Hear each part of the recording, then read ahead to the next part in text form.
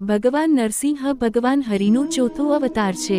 ભગવાન વિષ્ણુએ પોતાના ભક્ત પ્રહલાદનું રક્ષણ કરવા અને હિરણ્યકશિપુને મારવા માટે નરસિંહ અવતાર લીધો હતો, જે અડધો સિંહ અને અડધો માણસ હતો। ભગવાન વિષ્ણુનું આ સ્વરૂપ ખૂબ જ ઉગ્ર માનવામાં આવે છે। આજે અમે તમને ભગવાન નરસિંહને સમર્પિત એક મંદિર વિશે જણાવીશું, જે વર્ષમાં ફક્ત એક જ વાર દર્શન થાય છે।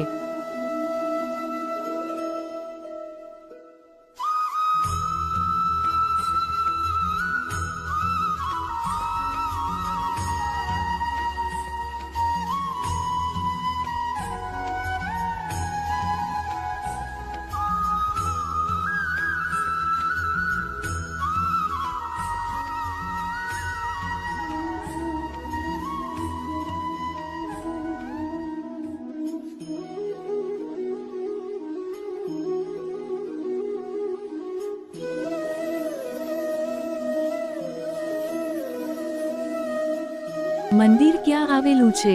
સિંચલમ મંદિર વિશાખાપટ્ટનમથી લગભગ 16 કિલોમીટર દૂર સિંચલમ પર્વતો પર આવેલું છે। સિંચલમ નામ બે શબ્દો પરથી આવ્યું છે, સિંહ જેનો અર્થ સિંહ છે અને અચલ જેનો અર્થ પર્વત છે। આ મંદિરમાં ભગવાન નરસિંહની મૂર્તિને ચંદનના લાકડાના લેપ કરવામાં આવે છે, જે ભગવાન નરસિંહના ઉગ્ર સ્વરૂપને શાંત કરે છે તેવું માનવામાં આવે છે।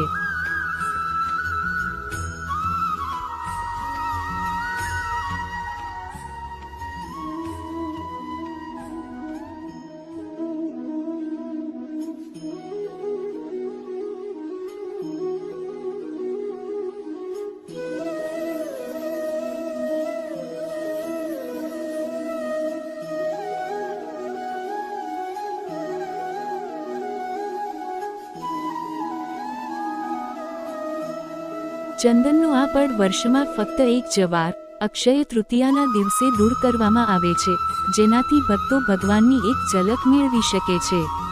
આ દિવસને ચંદનોત્સવ તરીકે ઉજવવામાં આવે છે અને આ દર્શનને નિજરૂપા દર્શન કહેવામાં આવે છે।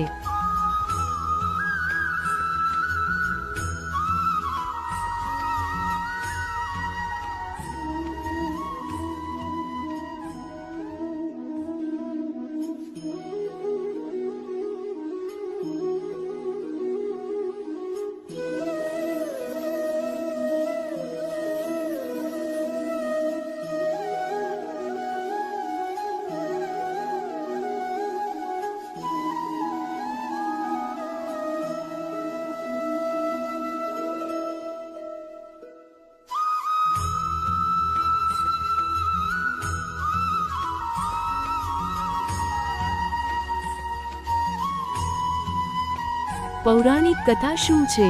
સિંચલમ મંદિર સાથે ઘણી માન્યતાઓ જોડાયેલી છે। આ મંદિર સાથે જોડાયેલી દંતકથા અનુસાર હિરણ્યકશિપુનો વધ કર્યા પછી ભગવાન નરસિંહ ખૂબ જ ગુસ્સે થયા હતા। પ્રહલાદે ભગવાનને શાંત થવા માટે વિનંતી કરી। ભગવાન નરસિંહે પોતાના ભક્તની પ્રાર્થના સ્વીકારી અને સિંચલમ પર્વત પર શાંતિપૂર્ણ સ્વરૂપમાં પ્રગટ થયા। એવું માનવામાં આવે છે કે પ્રહલાદે ત્યારબાદ આ સ્થાન પર મંદિર બનાવવાનું કામ સોંપ્યું હતું।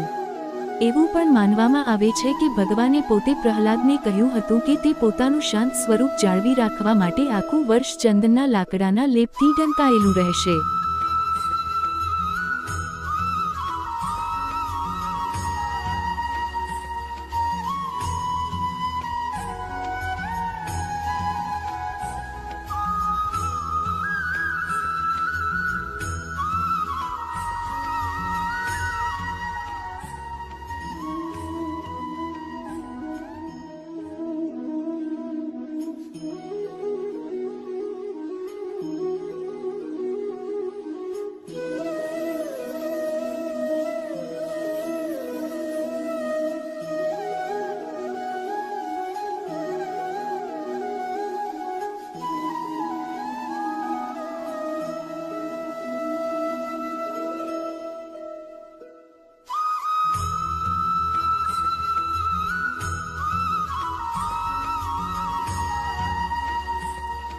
મંદિરની વિશેષતા।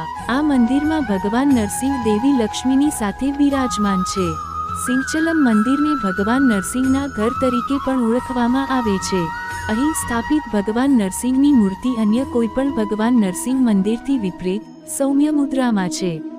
અક્ષય તૃતીયા અને નરસિંહ જયંતી પર આ મંદિરમાં ભક્તોની મોટી ભીડ જોવા મળે છે.